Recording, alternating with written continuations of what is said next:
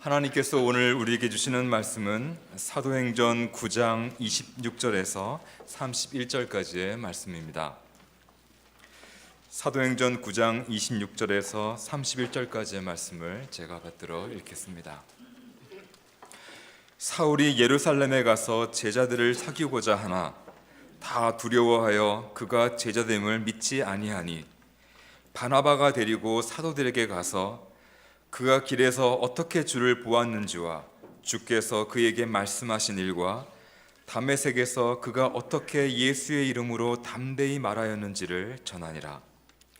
사울이 제자들과 함께 있어 예루살렘에 출입하며 또 주 예수의 이름으로 담대히 말하고 헬라파 유대인들과 함께 말하며 변론하니 그 사람들이 죽이려고 힘쓰거늘 형제들이 알고 가이사라로 데리고 내려가서 다소로 보내니라. 그리하여 온 유대와 갈릴리와 사마리아 교회가 평안하여 든든히 서가고 주를 경외함과 성령의 위로로 진행하여 수가 더 많아지니라. 아멘. 주와 함께 살리라. 고맙습니다.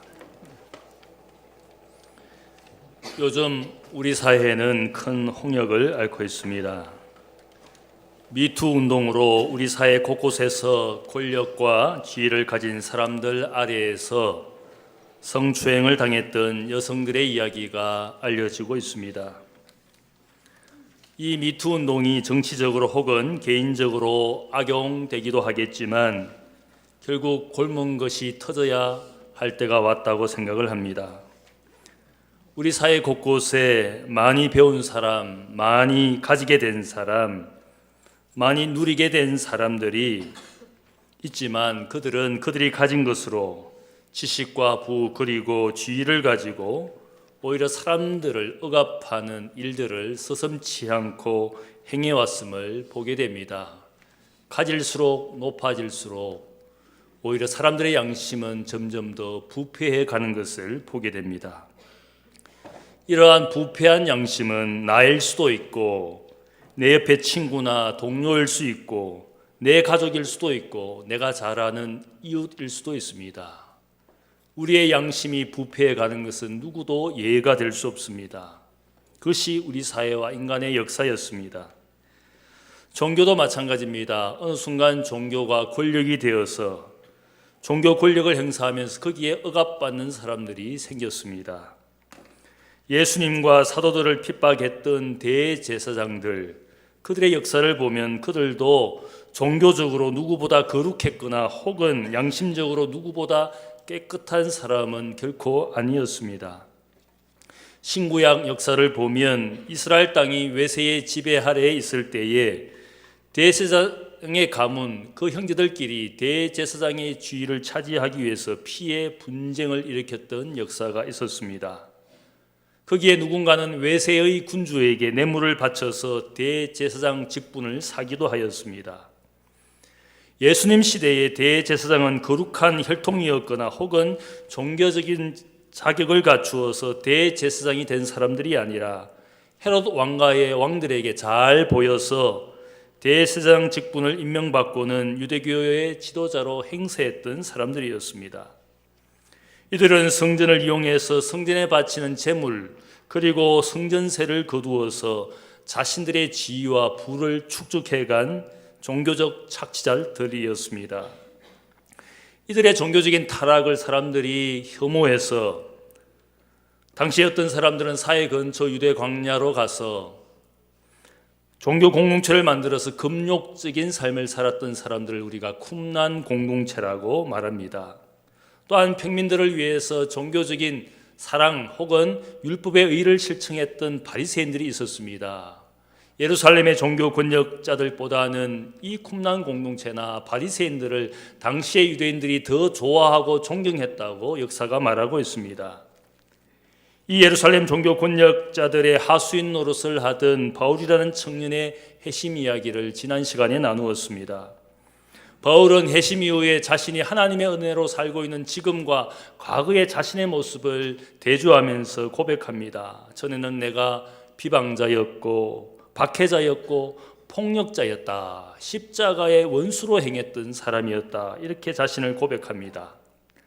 바리새인으로서 율법의 열심을 가지고 살았지만 지나친 그의 열심, 그것이 오히려 교회와 그리스도인들을 박해하는, 그래서 자신을 고백하기를 나는 죄인 중에 개수와 같은 존재였다. 이렇게 자신을 고백합니다. 권력과 지위와 부를 가지고 지나치게 몹쓸 짓을 하는 사람들이 우리 사회 곳곳에 있습니다.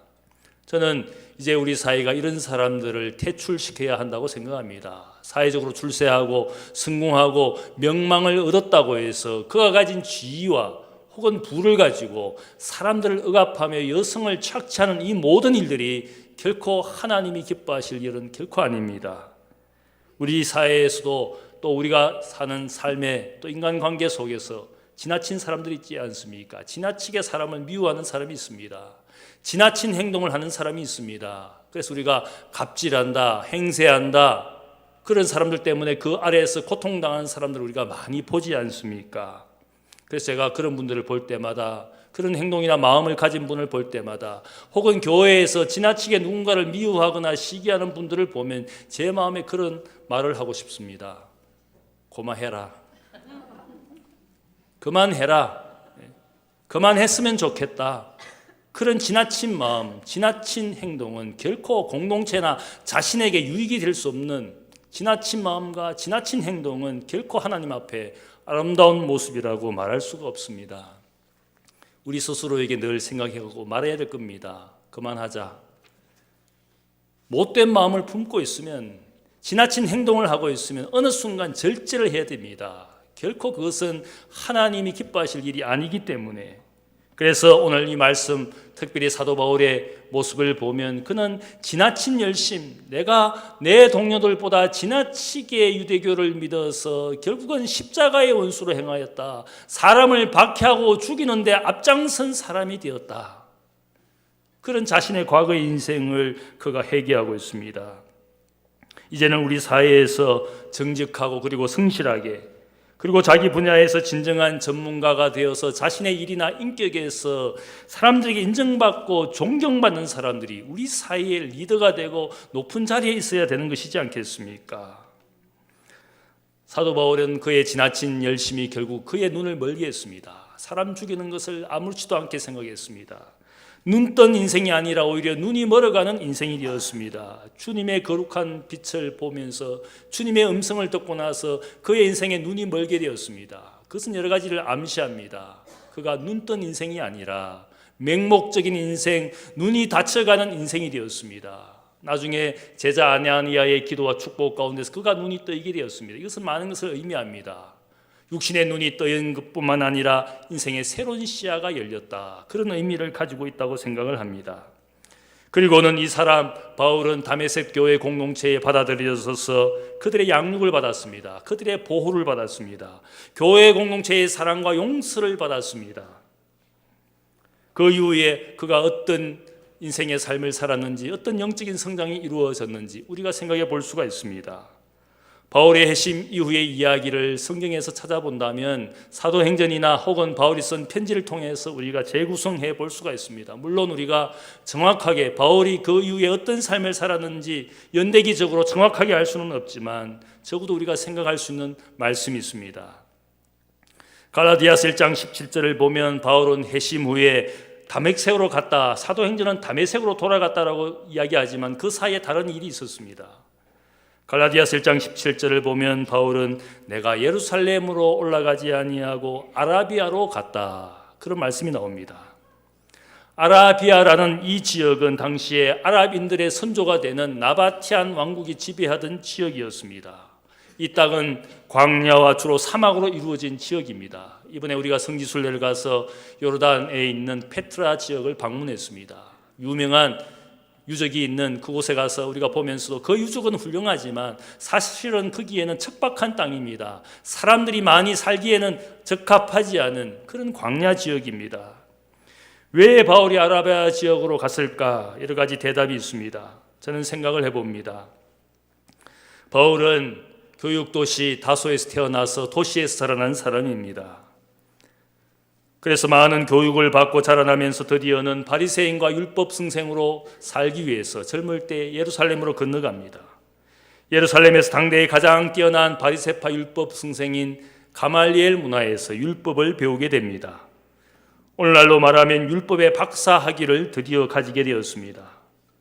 바울은 자신의 이 지식을 가지고 나중에 바울이 복음 전도자로서 디아스포라 유대인들이 살고 있는 도시에 가서 해당에 가서 설교를 합니다.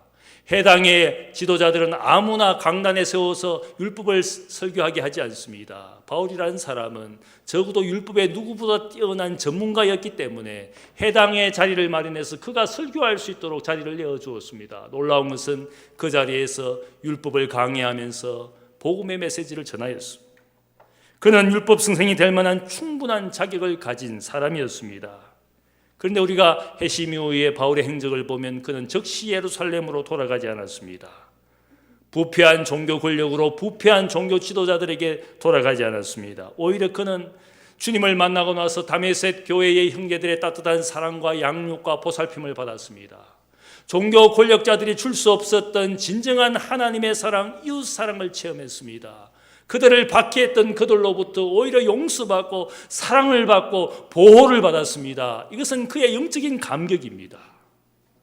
그가 종교인으로서 누구보다 율법의 의를 가지고 행했던 그에게 그 종교 권력이 줄 수 없었던 진정한 말씀의 사랑, 하나님의 사랑을 그 형제들로부터 받게 되었을 때 다시 그는 종교 권력으로 돌아가지 않았습니다.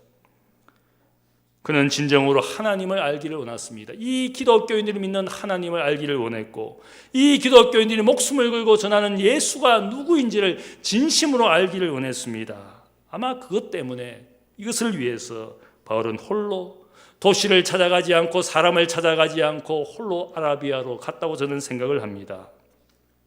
어떤 분들은 바울이 아라비아 지역에 간 것은 그곳에 있는 사람들에게 복음을 전하기 위해서 그렇게 말하는 분도 있습니다. 하지만 제가 생각할 때 만일 복음을 전하려 했다면 그는 많은 사람들이 살고 있는 아마 도시로 갔을 겁니다. 사람들이 살기에는 적합하지 않는 그 광야와 사막 지역으로 갔던 것은 사람 만나기 위해서 도시 생활하기 위해서 복음 전하기 위해서 갔다기보다는 저는 거기에서 그가 광야 세월을 통해서 그의 삶 속에 임하신 하나님의 은혜를 다시 묵상하고 하나님의 말씀을 다시 읽고 묵상하고 연구하기를 원했습니다. 광야의 경험을 통해서 그의 인생에 새로운 영적 성장을 기대했습니다. 과연 기독교인들이 전하는 예수님이 누구인지 성경 말씀은 예수를 누구라고 예언하고 계시는지 그것을 알기를 원해서 자기만의 시간을 가지기 위해서 아마 아라비아로 갔다고 저는 생각을 합니다. 우리가 성경을 보면 광야 경험을 통해서 영적으로 성장한 하나님의 사람들의 이야기를 볼 수가 있습니다. 여러분이 잘 아시는 모세는 누구입니까? 40년 동안 이집트의 왕자로서 부귀영화를 누렸던 사람이었습니다. 어느 순간 이집트 사람을 죽이고 살인자로서 도망을 쳐서 저 미디안 광야로 가게 되었습니다. 미디안 광야에서 어떻게 살아갑니까? 40년 동안 양치기로서 살아갑니다. 외롭고 고독한 세월을 보내게 됩니다. 왕자로 살다가 비천한 양치기가 되었을 때 높은 곳에서 내려가서 산다라는 그 삶은 결코 쉽지 않습니다. 외롭고 고독한 세월이었고 비천한 삶이었습니다. 이 광야에서 자신의 존재감을 점점 더 잃어가고 있는 그런 세월이었습니다. 얼마나 고통스러운 세월이었는지 그가 거기에서 아들을 낳았을 때 그 이름을 게르솜이다. 내가 타국에서 나그네가 되었다. 그렇게 아들의 이름을 붙여주었습니다. 얼마나 그 세월이 힘들고 외로웠으면 아들의 이름을 나그네가 되었다. 그런 이름을 붙여주었겠습니까? 하나님은 모세를 40년 광야 세월을 살게 하신 이유가 있었습니다. 그가 앞으로 애굽 땅에서 이스라엘 백성을 출애굽시켜서 40년 다른 광야의 세월을 사는 그 백성들의 지도자가 되도록 하나님께서 먼저 40년 광야 세월을 맛보게 하셨습니다. 모세는 어떤 사람입니까? 그의 성격이 불같은 사람이었어요. 분노해서 사람을 죽일 정도로 그는 성격이 불같은 사람이었습니다. 그러나 제가 생각할 때 광야의 세월을 살면서 그 불같은 모세가 온유한 모세가 되었습니다. 나중에 성경의 저자는 모세를 이야기하기를 세상에 모세보다 온유한 사람이 없다. 그의 인생을 그렇게 기록했습니다. 그가 갑자기 온유한 사람이 된 것이 아닙니다. 40년 광야 세월을 살면서 부귀영화를 누렸던 그가 모든 것을 버리고 비천한 양치기로 살면서 그의 인생은 낮아지고 겸손하고 온유한 사람이 되었습니다. 어떤 분이 제가 목사가 안 되었다면 굉장한 일을 만들 사람이라고 어떤 분이 저에게 그런 말씀을 하신 분이 있습니다. 한의사가 제 맥을 짚어보더니만 목사님은 목사가 안 되었으면 큰 사고 칠 뻔한 사람이 될 겁니다. 제가 성격이 불같거든요. 누가 잘못된 것을 보면 못 참거든요. 남 뭐 정의롭게 행동하려다가 두드려 맞기도 하고 잡혀가기도 하고 온갖 일들이 있었거든요. 제가 목사가 되면서 제게 주신 하나님의 은혜가 목사는 겸손하고 온유해야 된다. 그걸 제가 늘 배웁니다. 지금도 부족하지만 하나님의 사람으로 살아가기 위해서는 하나님 앞에 겸손하고 사람들 사이에서는 온유한 사람이 되어야 된다. 그것을 저는 늘 기도의 제목으로 삼고 있습니다. 불같은 모세를 온유한 모세로 만든 것은 그의 광야의 세월이었습니다. 다윗은 어떠했습니까? 다윗이라는 사람은 아버지 이새의 8 아들 가운데 막내로 태어난 아들이었습니다. 막내라면 사실은 어떤 유업도 상속자가 될 수 없는, 사실은 그 집안에서 별 볼 일 없는 막내였습니다. 근데 놀라운 것은 양치기 소년으로 살아갈 때 선지자 사무엘이 나타나서 그에게 기름 붓고 미래의 이스라엘의 왕이 될 사람이라고 그를 세워주었습니다. 왕으로 기름 부음을 받았지만 즉시 왕이 된 것이 아니라 이미 왕으로 그 주인인, 나라의 주인인 사울왕의 시기를 또 받게 되어서 사울왕의 질투 가운데 그는 도망자가 되었습니다. 도망자로 어디 가서 살았습니까? 광야에서 살았습니다. 10수년 이상을 광야에서 그는 살면서 고통 가운데 핍박 가운데 살았습니다. 그런데 놀라운 것은 광야의 세월을 살면서 다윗은 누구보다 하나님 앞에 기도하는 사람이 되었습니다. 고통과 혹은 핍박 가운데서 그는 하나님께 부르짖는 사람이 되고 전적으로 하나님을 의지하는 사람이 되었습니다. 광야 세월에 그와 함께한 사람은 그 사이에 수많은 소외된 사람들, 비천한 사람들, 많은 약자들이 다윗이 광야 세월을 사는 동안 그와 함께하였습니다. 그들의 영적인 리더가 되었습니다. 약자와 소외된 자를 돌보는 목자가 되어가는 과정이 바로 그의 광야의 세월이었습니다. 사울 왕이 죽은 후에 드디어 그의 나이 30세에 이스라엘의 왕이 되었습니다.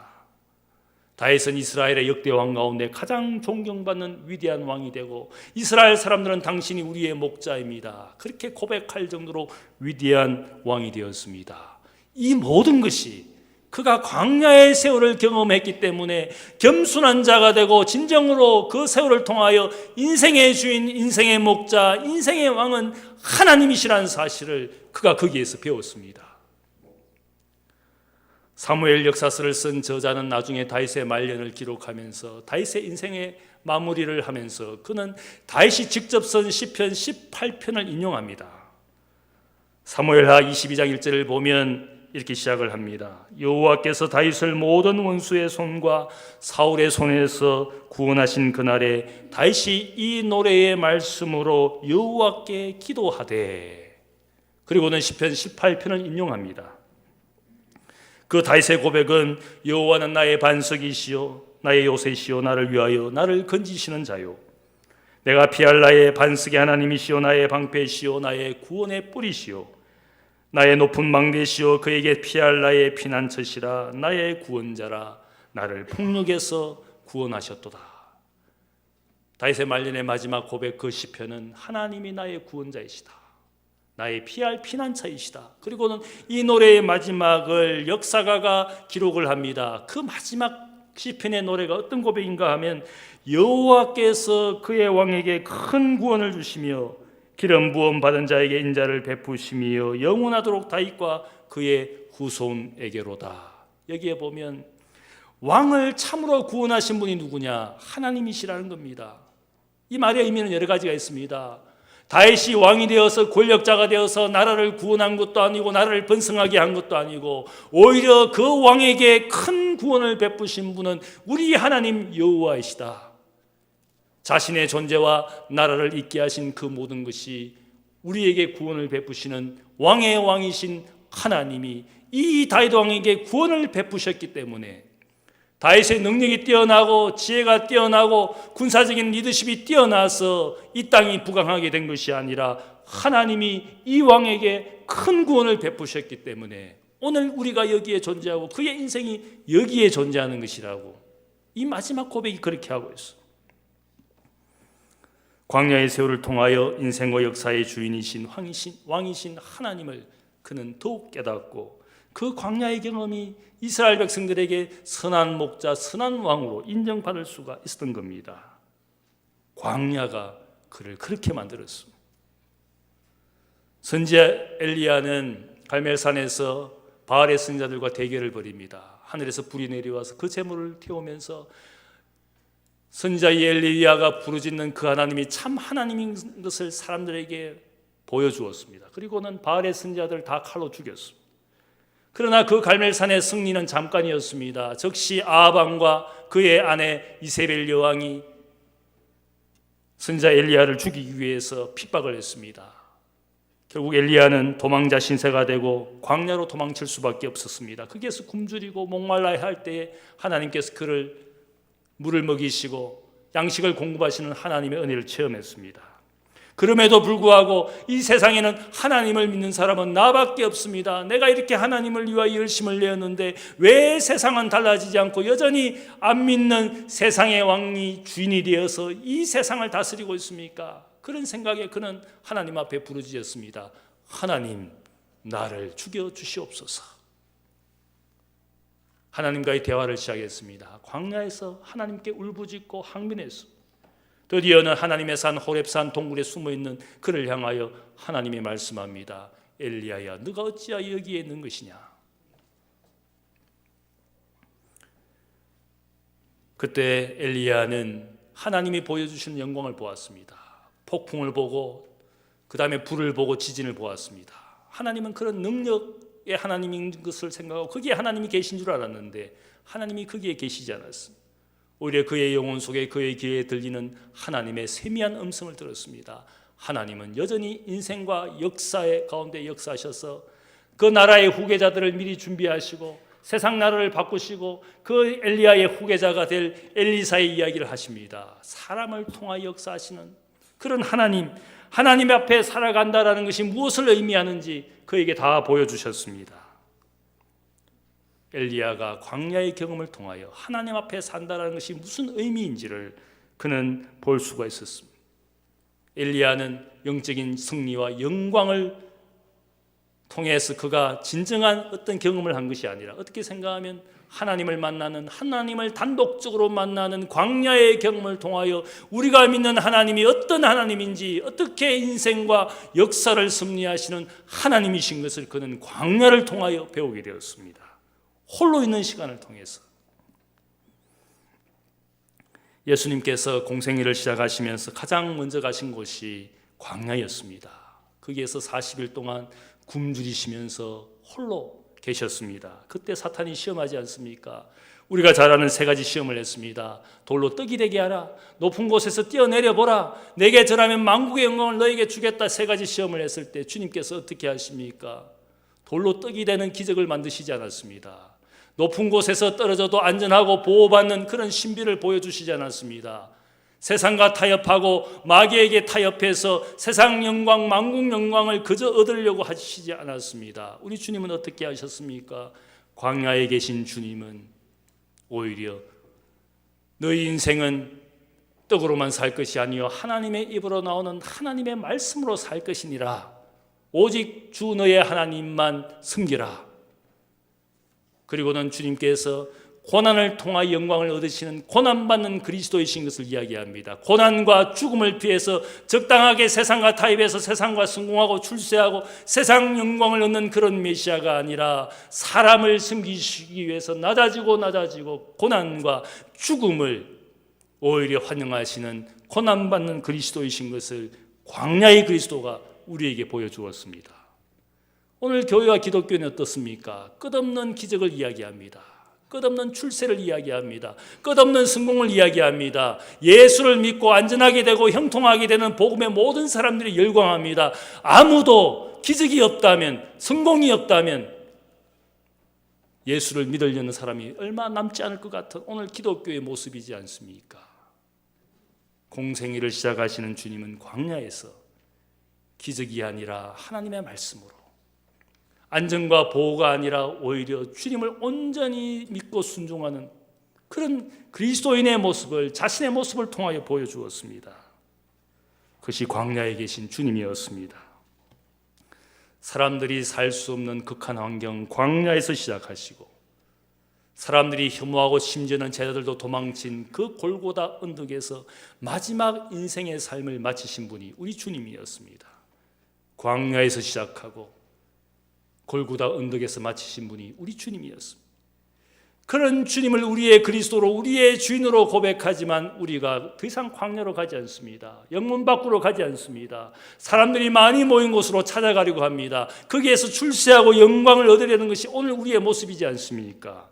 그러나 기독교는 그런 기독교가 아닙니다. 오히려 겸손과 온유의 모습으로 이 땅에 오신 주님이었습니다.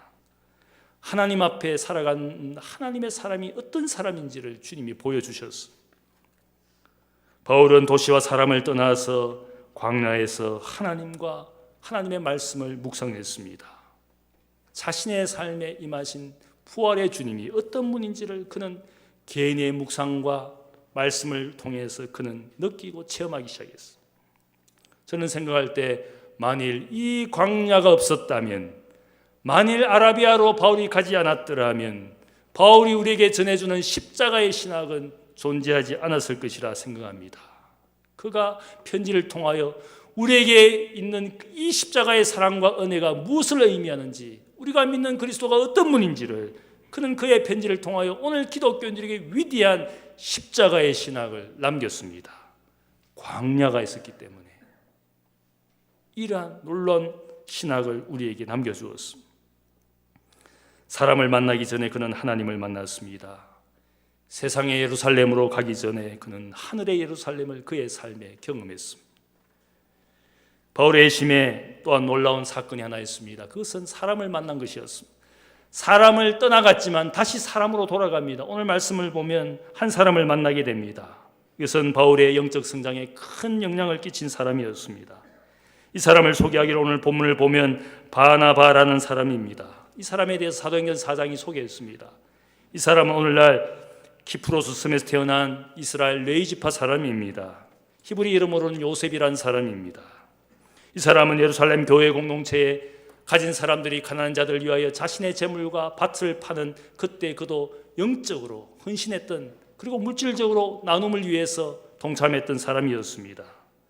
자신의 모든 소유를 팔아서 가난한 자들을 섬기고 그는 일평생 전도자로 살았던 사람이 바나바라는 사람입니다. 이 바나바는 예루살렘 사도들에게 인정을 받아서 나중에 안디옥 교회에 전도자로서, 교사로서 파송을 받을 정도로 그는 예루살렘 교회로부터 인정받았던 사람이었습니다. 사람들이 그를 요셉이라고 부르지 않고 별명으로 불렀습니다. 바나바, 위로의 아들이다. 왜 위로의 아들이라고 불렀겠습니까? 이 사람은 누구보다 사람들을 잘 케어하는, 사람들을 잘 양육하는 사람이었습니다. 위로자라는 뜻은 단순히 슬픔을 당한 사람을 위로하는 그런 사람이 아니라 사람들을 늘 권면하고 용기를 주고 연약한 자를 양육하고 성장시켜주는 사람이었습니다. 초신자들이나 혹은 낙심한 사람들 혹은 미약한 사람들을 위해서 도와주고 섬기는 그런 멘토의 역할을 했던 사람이었기 때문에 그를 예루살렘 교인들이 부르기를 위로의 아들 바나바라고 그의 별명으로 불렀습니다.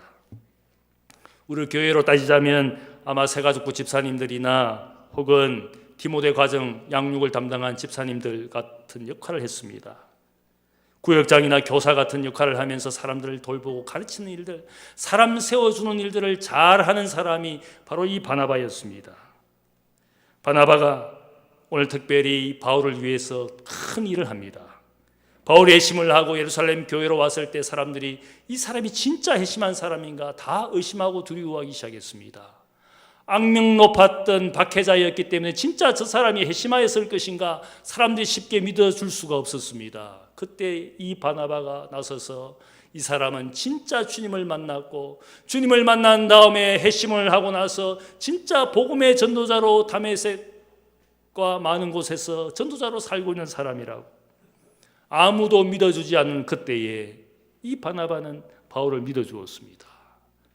그의 회심의 장소에 있지는 않았지만 바울을 직접 만난 적도 없지만 사람들의 이야기를 통해서 바울의 고백을 통하여 그가 한 이야기를 다 믿어주었습니다. 가끔 우리가 어려운 일을 만날 때 사람들이 나를 오해하고 비난을 하고 비방을 할 때 누군가 나의 이야기를 믿어주게 되면 그 사람을 얼마나 우리가 고맙게 생각합니까? 남들이 나를 다 등을 돌렸을 때 저 사람만은 나를 믿어주었다. 그 사람에 대해서 고마워할 수밖에 없습니다. 모든 사람들이 의심하기 시작했을 때에 그러나 바나바는 바울의 모든 이야기를 믿어주었습니다. 심지어는 바울을 데리고 가서 예루살렘 교회 교인들과 사도들 앞에서 이 사람이 회심하고 복음의 전도자가 된 것은 진짜입니다. 이 사람을 보증해주고 확증해 주었습니다. 갈라디아서 1장 18절에 의하면 이 예루살렘의 일은 회심한 지 3년 후에 있었던 일이라고 말합니다. 바나바의 설득과 보증을 통해서 바울은 베드로와 주의 형제 야고보와 친교의 시간을 보냅니다. 그게 보면 15일 동안 예루살렘에 머물면서 예루살렘 교인들에게 인정받고 드디어는 예루살렘의 지도자들인 사도들과 교제를 나누게 됩니다. 사실은 이것은 굉장히 중요한 일이었습니다. 바울의 편지를 보면 예루살렘 교회와 바울 사이에 여러 가지 갈등이 있었습니다. 유대교 교인들이 여전히 바울에 대해서 못마땅하게 생각하고 예루살렘 교회의 많은 사람들이 바울과의 갈등이 늘 존재해 있었던 것이 바울의 생이었습니다. 그래도 바울이 예루살렘 교회 교인들과 관계를 끊지 않고 오히려 이방인 교회로부터 헌금을 부조받아가지고 가난한 예루살렘 교인들을 도왔던 그 모든 이유는 바나바가 두 그룹 사이에 관계를 맺도록 가교를 놓고 다리를 만들어서 두 사이에 평화를 만들어내었던 이 바나바의 노력이 있었기 때문에 이 모든 일들이 가능했어.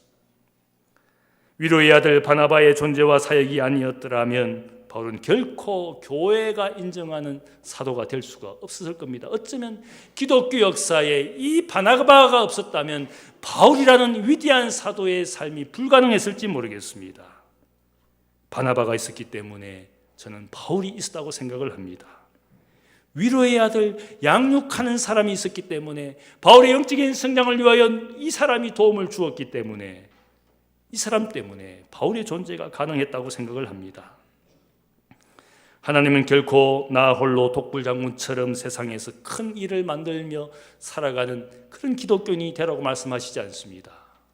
우리 모두가 교회의 존재가 되고 교회 공동체의 지체로 참여하는 그 이유가 무엇이겠습니까?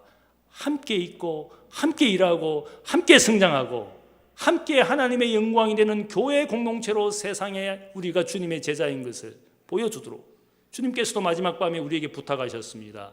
서로 사랑하라. 이로써 너희가 내 제자인 줄을 세상에 알리라. 우리가 사랑하는 일들을 통하여 함께하는 일들을 통하여 아름다운 교회 공동체를 만들어냄으로써 우리가 이곳에 하나님이 역사하시고 그리스도의 사랑이 존재한다는 것을 세상에 보여주는 것으로 우리가 제자의 삶을 사는 것입니다. 우리의 삶에 아나니아와 바나바 같은 멘토가 필요합니다. 내 곁에 누군가 필요합니다. 나 홀로 멋지게 사는 것이 하나님의 뜻이 아니라 함께 서로에게 멘토가 되고 멘티가 되어서 서로를 성장시키는 일들을 통하여 우리가 알 수 없는 하나님의 더 큰 은혜가 기다리고 있습니다. 가끔씩 어떤 교회는 목사 혼자서 슈퍼스타처럼 그렇게 일하는 분이 있습니다. 결코 건강한 교회라고 말할 수 없습니다. 그 목사가 넘어지면 다 넘어집니다. 목사가 없어도 건강하게 돌아가는 그 공동체가 건강한 교회입니다. 바나바가 있었기 때문에 바울의 영적인 성장이 있었습니다. 그리고 바나바는 후에 어떻게 합니까? 바울이 홀로 저 자신의 고향 땅 다소에 가서 복음 전도자로 살고 있을 때 이 바나바가 안디옥 교회로 파송을 받을 때 이 바울이라는 청년을 데리고 갑니다. 안디옥 교회로 데려가서 함께 교사가 됩니다. 함께 교사를 하다가 몇 년 뒤에 안디옥 교회가 이 두 사람을 선교사로 안수하고 파송을 보냅니다. 만일 바나바가 저 다소에서 바울을 데려와서 안디옥 교회에서 함께 일하지 않았다면 선교사 바울의 존재는 세상에 존재할 수가 없었던 겁니다. 바나바 때문에 바울이 위대한 복음의 전도자가 된 것이라 할 수 있습니다. 그가 선교사로서 온 세상에 다니면서 복음을 전할 수 있었던 그 모든 시작은 바나바가 다소에서 바울을 데리고 오는 그수로 말미암아 시작된 것이라 할 수 있습니다.